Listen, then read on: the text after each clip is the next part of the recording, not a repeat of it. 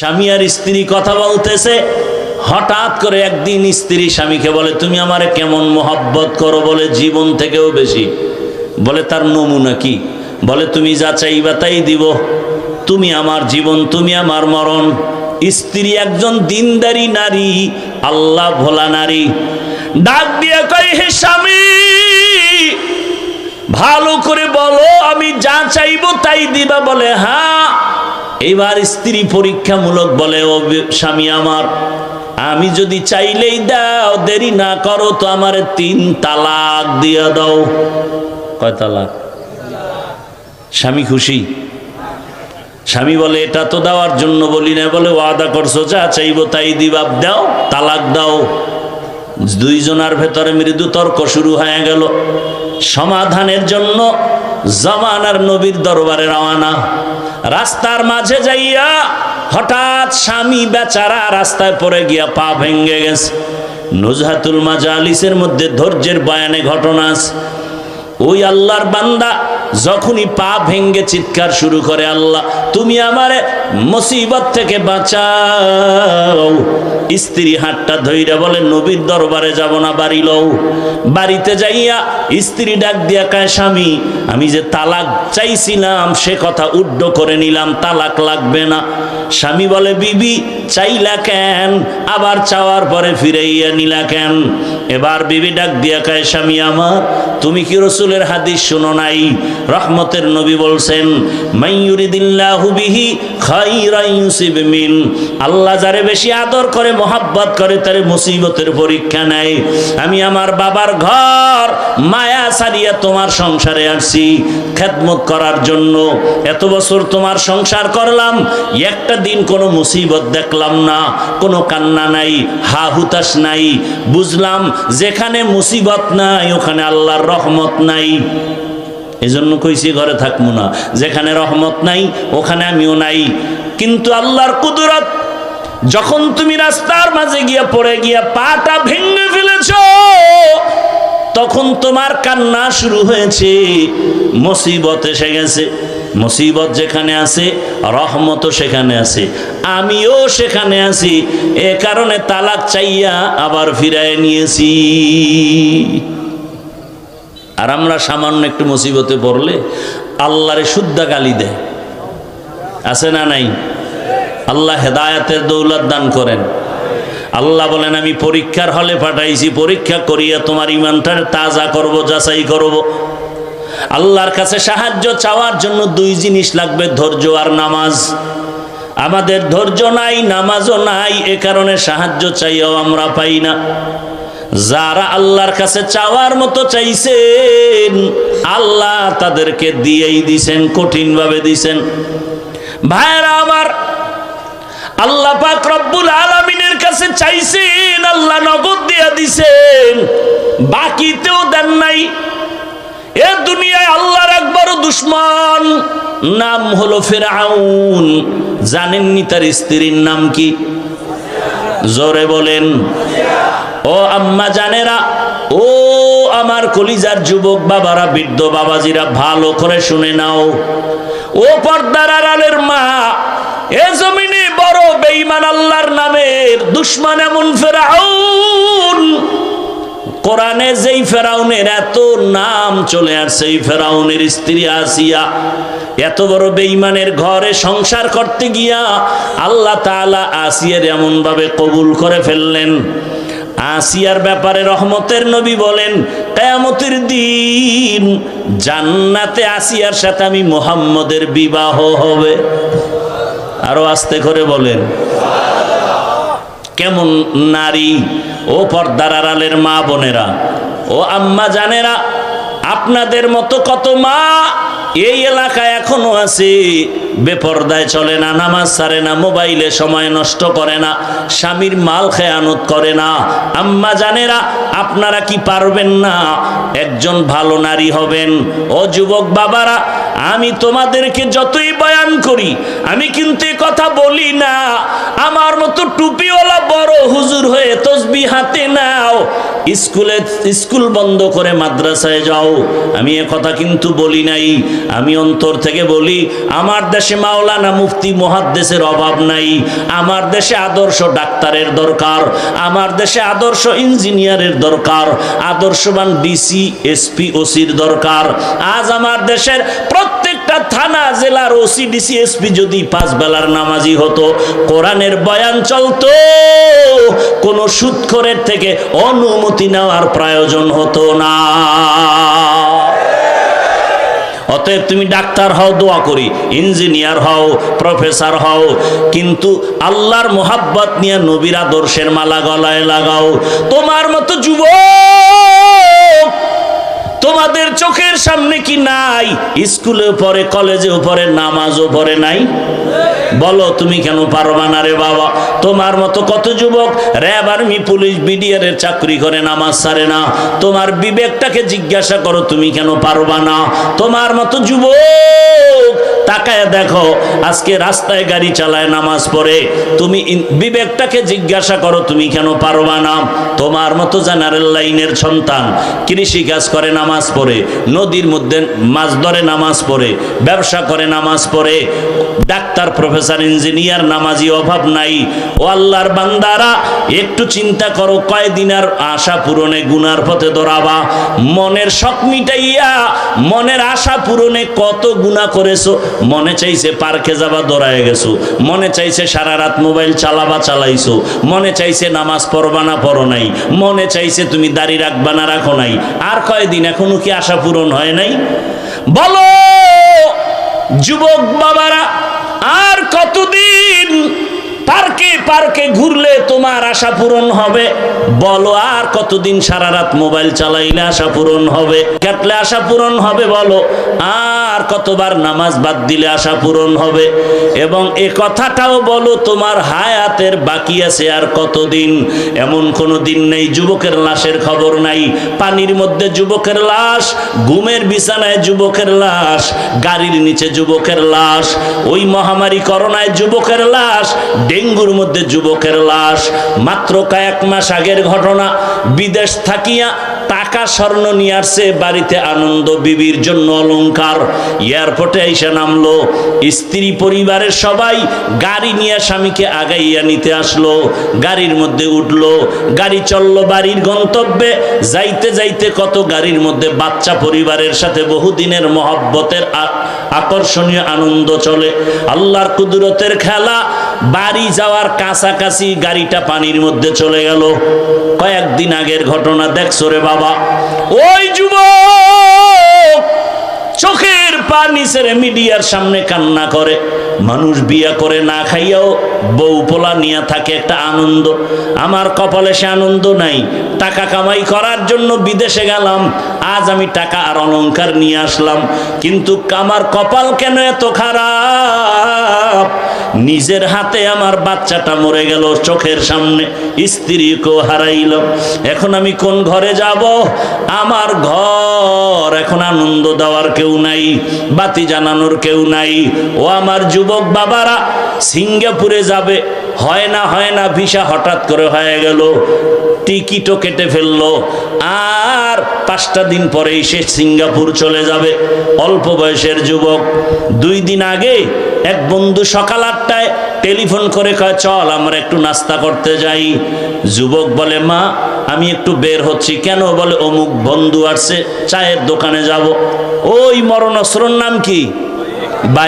বাইকটা নিয়ে বের হইয়া বন্ধুরে পেছনে নিয়ে চায়ের দোকানে যখন চালানো শুরু করলো, এমন ভাবে আঁকা বাঁকা টান দিছে, দেওয়ালের সাথে বাড়ি লেগে জায়গায় বন্ধু পরে মাথায় আঘাত, জাগাত নাই। সিঙ্গাপুর মাওলায় নেয় নাই, একেবারে বাড়ির থেকে আসল বাড়ি পর্যন্ত আল্লাহ টান দিয়া নিয়ে গেল। ও যুবক বাবা, ইদানিং কালে যত লাশের খবর, যুবকের লাশ। মনটাকে একটা কথাই বুঝাও, যে আমার মতো যুবক জেনারেল লাইনে থাইকাও যদি স্কুল কলেজে পড়ে নামাজ পড়ে আমি কেন পারি না? চাকরি করে, ব্যবসা করে, কৃষি কাজ করে, শ্রমিকের কাজ করে, আমি কেন পারি না? এখনো সময় আছে, তওবা করো। ও পর্দার আড়ালের মা, ওই ফেরাউনের স্ত্রী আল্লাহকে এতবার রাজি করে ফেললেন যে নবী নিজে বলে গেছেন কিয়ামতের দিন আসিয়ার সাথে আমার বিবাহ হবে জান্নাতের ভেতরে। আসিয়া ফেরাউন একদিন দেখে আসিয়ার জবান থেকে আমার আল্লাহর নাম বের হয়ে গেছে। ফেরাউন কয়, এই আসিয়া, কার নামটা নিলা? বলে আমার রব। ফেরাউন বলে, মিশরের রব তো আমি, তুমি আবার কারে রব বলো? বলে, তোমারে যিনি বানাইছেন তিনি আমার রব। ফেরাউন বলে, সর্বনাশ, তুমি আমাকে রব মানো না? বলে, না, মানি না। এবার বুঝানো শুরু করলো, একবারের জন্য হলেও তুমি আমাকে রব বলো, আস্তে আওয়াজ দিয়া বলো। আসিয়া কয়, ঈমান আমার আল্লাহর জন্য এনেছি, মরিয়া গেলে যাব। আমার আল্লাহ তো এমন দুর্বল না যে তোমাকে আসতে বললে শুনবেন না। আমার আল্লাহকে আর ফাঁকি দেওয়া যাবে না। ফেরাউন সোজাভাবে যখন পারে নাই, এবার বাঁকা হইয়া খানা বন্ধ, ঘুমের বিছানাও নাই, কষ্ট দিতে দিতেও ফেরে না। এক পর্যায়ে ফেরাউন সিদ্ধান্ত নিল আসিয়াকে শুলিবিদ্ধ করে ফাঁসির মঞ্চে মেরে ফেলা হবে। ঘোষণা হয়ে গেল আসিয়ার ফাঁসি হবে অমুক দিন। মিশরের ময়দানে হাজারো লাখো মানুষের সমাগম হয়ে গেল।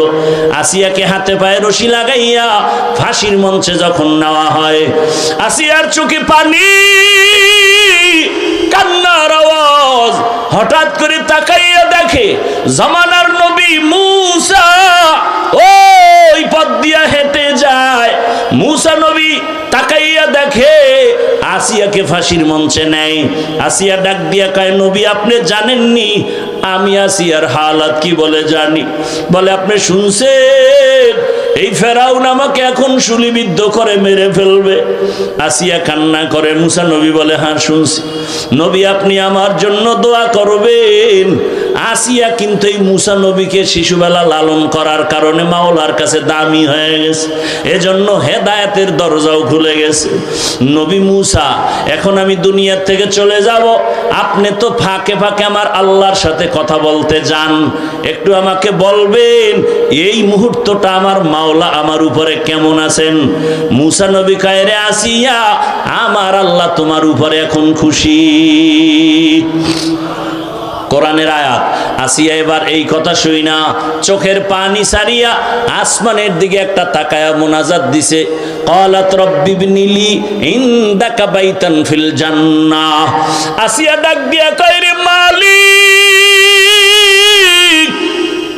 এত বড় ক্ষমতাওয়ালা ফেরাউনের ঘরে থাইকা আমারে থাকার জায়গা দেয় নাই, খানাও দেয় নাই রে আল্লাহ, শুধু তোমার মোহাব্বতের কারণে বিদায় বেলা তোমার কাছে একটা দাবি,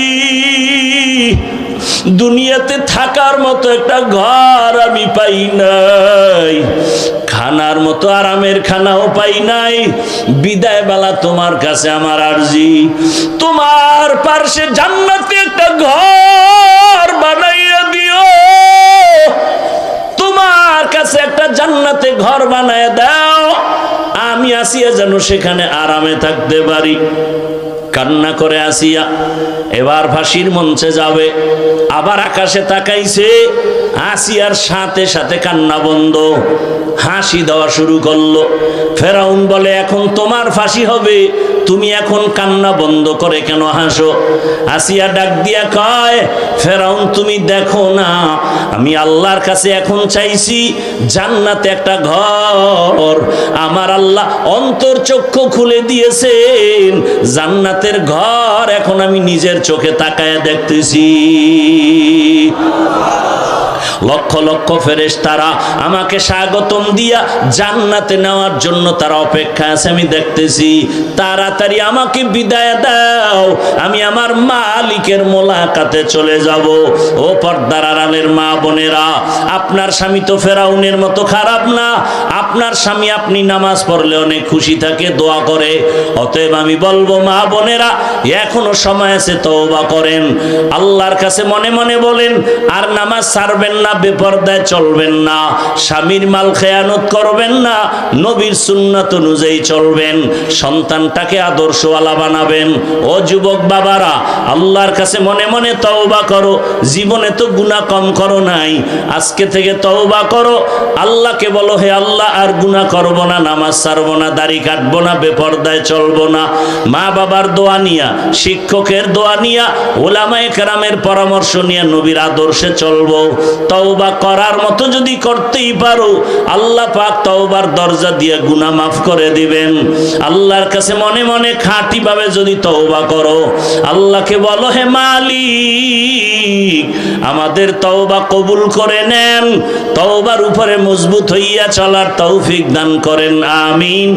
আলহামদুলিল্লাহি রাব্বিল আলামিন, والصلاة والسلام على سيد الأنبياء والمرسلين وعلى آله وأصحابه أجمعين يا أرحم الراحمين يا أرحم الراحمين يا أرحم الراحمين رب ارحمهما كما ربياني صغيرا اللهم إنك عفو كريم تحب العفو فاعف عنا اللهم إنا نسألك رضاك والجنة ونعوذ بك من سخطك والنار اللهم إنا نعوذ بك من البرص والجنون والجذام وسيء الأسقام اللهم إنا نسألك علما نافعا ورزقا واسعا وشفاء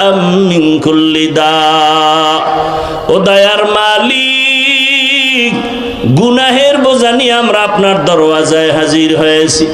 কত উলামায়ে কেরাম, মুরব্বী, হাজী সাহেব, ব্যবসায়ী, চাকরিজীবী, যুবক, ছাত্র, পর্দার আড়ালের মা বোনেরা, ও আল্লাহ দুনিয়ার সব বাড়িওয়ালাদের দরজাগুলো বন্ধ হয়ে গেল, আপনার রহমতের দরজা খোলা। গুনার বোঝা নিয়ে আপনার দরওয়াজায় হাজির হয়েছি, তওবার নিয়ত করেছি আর গুনাহ করব না, আর নামাজ ছাড়বো না, দাড়ি কাটবো না, বেপরদায় চলবো না, মা বাবার সাথে বেয়াদবি করব না। শিক্ষকের দোয়া নিয়ে, ওলামায়ে কেরামের পরামর্শ দোয়া নিয়ে নবীর আদর্শ মেনে চলবো। আমাদের তওবা কবুল করে নেন, তওবার উপরে মজবুত হইয়া চলার মতো তৌফিক দান করেন রব্বুল আলামিন। এলাকার ঘরে ঘরে শান্তি দান করেন, সুন্নতের আমল চালু করে দেন, মা বোনদের আবেদা পর্দাওয়ালা বানায় দেন, সন্তানগুলো নেককার বানায় দেন, লেখাপড়া যারা করে পরীক্ষার্থী কামিয়াবি দান করেন। আমার কলিজার যুবক, দ্বীনের হেদায়াত দ্বারা সবাইকে কবুল করে নেন, মোবাইলের গুনাহ থেকে হেফাজত করেন। আয় আল্লাহ সারা দুনিয়াবাসীকে মাফ করে দেন। আয় আল্লাহ প্রবাসীদেরকে হেফাজত করেন, বাংলাদেশ শান্তির দেশ বানায় দেন আল্লাহ। আয় আল্লাহ ইসলামের জন্য দেশ কবুল করে নেন, উলামায়ে কেরামদের এক বানায় দেন। আয় আল্লাহ মেহেরবানি করে বাতিলের মোকাবেলায় বিজয় দান করেন, ইলম ও হিলম ও হিকমত আমলে বরকত বাড়ায় দেন, উলামা তোলাবা উম্মতের অন্তরে ইজ্জত মোহাব্বত রউফ বাড়ায় দেন, রিয়া হাসাদ কিবির দূর করে ইখলাস ও তাকওয়া ওয়ালা জীবন দান করেন। নবীজির রওজা মুবারক বাইতুল্লাহ জিয়ারতের জন্য কবুল করে নেন, সারা দুনিয়ায় খেদমতের জন্য কবুল করে নেন। আয় আল্লাহ মাদ্রাসাগুলো কবুল করে নেন, মসজিদগুলো কবুল করে নেন, অন্যান্য শিক্ষা প্রতিষ্ঠান নবীর আদর্শে কবুল করে নেন। আয় আল্লাহ আহলে হকের ব্যানারে মাহফিল কবুল করে নেন। দয়ার মালিক, যে সমস্ত তলাবাস পাগড়ি পেয়েছে সবাইকে কবুল করে নেন। আয় আল্লাহ ঋণ আদায়ের রাস্তা খুলে দেন, হালাল ভাবে ব্যবসা চাকরিতে কামাই রুজিতে বরকত বাড়ায়া দেন, অভাব দূর করে দেন, নবীজির মোহাব্বতে আমাদের কবুল করে নেন। আমরা যারা হাত তুলেছি জানি না এই ময়দানে কারা ইয়তীম, জীবনে আর বাবা দেখবে না, বাবা বলে ডাক দিতেও পারবে না, অনেকে মা হারা অসহায়, কে যেন ভাই হারা, কে সন্তান হারা অসহায়। ও দয়ার আল্লাহ, সবার কবর জান্নাতের উঁচু মাকাম বানায় দেন আল্লাহ। যারা বেঁচে আছেন হায়াত বাড়ায় দেন, অসুস্থ যারা কুদরতের দ্বারা সুস্থতার নিয়ামত বাড়ায় দেন। আম্বিয়ায়ে কেরাম, সাহাবায়ে কেরাম, শুহাদায়ে কেরাম, আউলিয়ায়ে কেরাম, আসাতেজায়ে কেরামদের মাকাম জান্নাতে উঁচু বানায় দেন। চলার পথে আমাদের জানমাল আহাল পরিবার হেফাজত করেন। আয় আল্লাহ তাআলা, জাহেরি বাতিনি দুশ্মনের মোকাবেলায় বিজয় দান করেন। নবীজির মোহাব্বতে কুদরতের দ্বারা দ্বীনের নিসবতে আওয়াজে কথায় রুহানিয়াতে স্পষ্টতার রূপ বাড়ায় দেন। আয় আল্লাহ, হিম্মত শক্তি সাহস বাড়ায় দেন। আয় আল্লাহ, নবীজির মোহাব্বতে দিলের ন্যাক আশা পূরণ করে দেন। ঢাকাতে মাদ্রাসার খেদমত করি কবুল করে নেন। আয় আল্লাহ, ঋণের বোঝা মাথায়, ঋণ আদায়ের ব্যবস্থা করে দেন। আয় আল্লাহ তাআলা, আমার প্রিয় ভাই মুফতি মাসুদ সাহেবের